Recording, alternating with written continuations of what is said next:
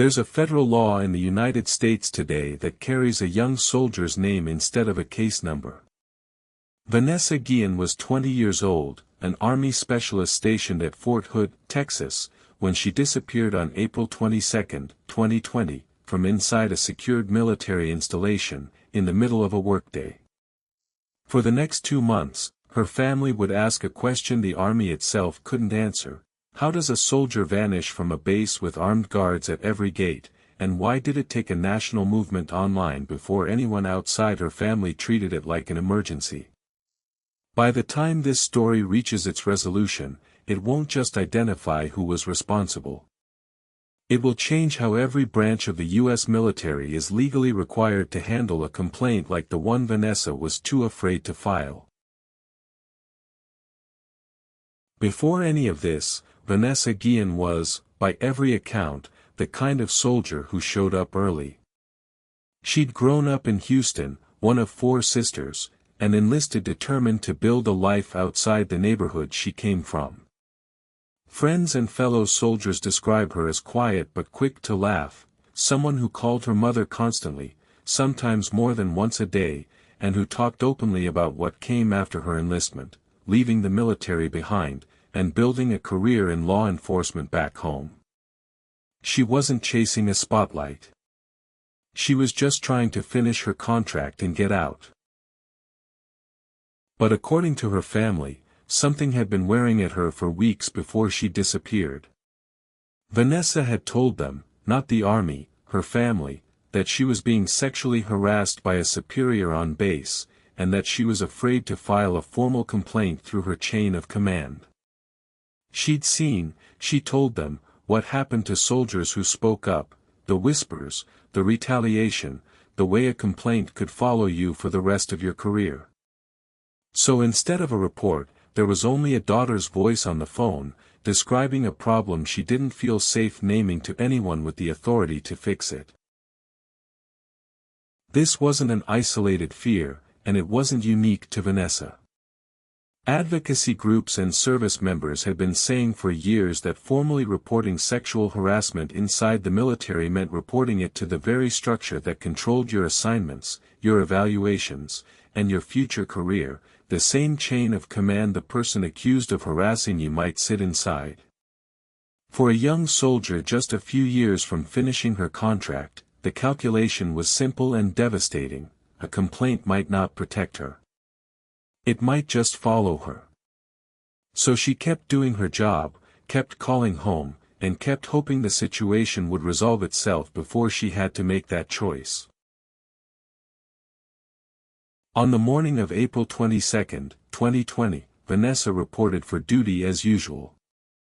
Records show she told a fellow soldier she planned to head to the arms room to do routine inventory, work she'd done many times before.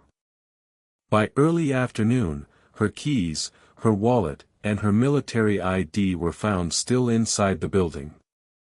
Vanessa herself was gone. She never checked out through the gate. And for the first time in longer than anyone could remember, she didn't call her mother that night. For the first weeks, her family says, the response from the base felt slow, procedural, cautious, nothing like the urgency of a young soldier vanishing without a trace. So Vanessa's sisters started posting. They used one phrase, over and over, until it became impossible to ignore: "I am Vanessa Guillén." Other service members began coming forward under that same hashtag, describing their own experiences with harassment they, too, had been too afraid to formally report. Within weeks, what had started as one family's search became a national conversation about what silence inside the military actually costs. By June, protests had reached the gates of Fort Hood itself. Members of Congress began publicly demanding answers, and reporters started asking a harder question than "Where is she?" Why had a base of this size, with thousands of soldiers and a fully staffed criminal investigative division, needed a public movement before the search felt urgent? Later reporting would place Fort Hood among the U.S. Army's installations with the highest number of violent and unexplained soldier deaths in recent years. Context: Vanessa's family said only made their fight for answers feel more necessary, not less. Search parties on the ground grew to include not just Army investigators, but Texas Rangers, the FBI, and eventually hundreds of volunteers combing brush and riverbank by hand.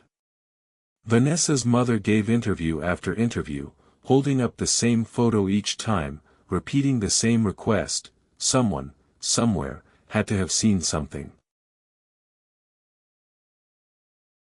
Behind the scenes, Army investigators were working a much narrower thread.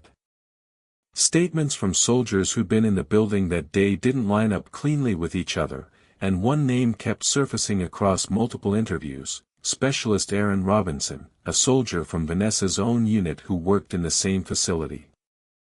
Records of his whereabouts that morning didn't match what he'd initially told investigators, and small inconsistencies, a story that shifted slightly each time he was asked to repeat it, turned a routine interview subject into the center of the case. Investigators wanted to bring him in for formal questioning. Before they could, he left the base, with his girlfriend, a civilian named Cecily Aguilar, in the passenger seat. Then, on June 30th, more than 9 weeks after she vanished, searchers found partial human remains along the bank of the Leon River, roughly 20 miles from base. It would take days of forensic work to be certain. But investigators already suspected, before any lab confirmed anything, that the search for Vanessa Guillén was ending in the worst possible way. That same week, police finally located Aaron Robinson off base, in a nearby town. When officers approached to take him into custody, he pulled a weapon. He died by his own hand before he could be arrested, before he could be charged, before he could ever be made to answer a single question in a courtroom, in front of Vanessa's family, or anyone else. Cecily Aguilar was taken into custody separately. In the days that followed, she admitted what she had helped Robinson do to Vanessa's remains after the killing, an attempt to erase her, physically, from the case entirely, out along the same riverbank where searchers would later dig. Days later, DNA testing confirmed what investigators already feared: the remains recovered near the Leon River were Vanessa's. The Army's Criminal Investigation Division kept working the case for months afterward, methodically closing out every remaining thread, before formally concluding that Aaron Robinson was responsible for her death. Because he never lived to stand trial, there was no jury verdict against him, but there was, at last, an official, on-the-record answer to the question that had driven a national movement for 2 months, not a rumor, not a theory traded online, but a documented investigative conclusion the family could finally hold on to. Cecily Aguilar's case moved through the courts differently. In November of 2022, she pleaded guilty to acting as an accessory after the fact and to obstruction of justice. In August of 2023, a federal judge handed her the maximum sentence available under her plea agreement: 30 years in prison. It was, prosecutors said at the time, the most accountability the law could still deliver, more than 3 years after Vanessa disappeared. The Army didn't stop at identifying who was responsible for the killing itself. An independent committee, ordered to review Fort Hood's command climate in the wake of Vanessa's case, found significant, documented failures in how the base handled harassment complaints long before her disappearance. Several commanding officers at Fort Hood were relieved of duty or disciplined as a direct result of that review, an unusually public acknowledgement, for an institution like the Army, that the system itself had failed her before anyone ever touched her. But the part of this case that outlived the courtroom wasn't a sentence. It was a law. Late in 2021, Congress passed sweeping reforms built directly from Vanessa's case, reforms known as the I Am Vanessa Guillén Act, folded into that year's National Defense Authorization Act. For the first time, the decision on whether to prosecute sexual harassment and sexual assault cases was taken out of the chain of command, out of commanders' hands, and given to independent military prosecutors instead. That change replaces a system where the person deciding if your complaint mattered could be the same person signing your next review, or someone who answered to the person you feared. That's the system Vanessa was weighing the night she chose her mother's voice over a formal report. The report she was too afraid to file now goes somewhere she might have trusted. That's not a fictional ending, that's public record, still protecting soldiers today. If this case changed something for you, there's more of her story below.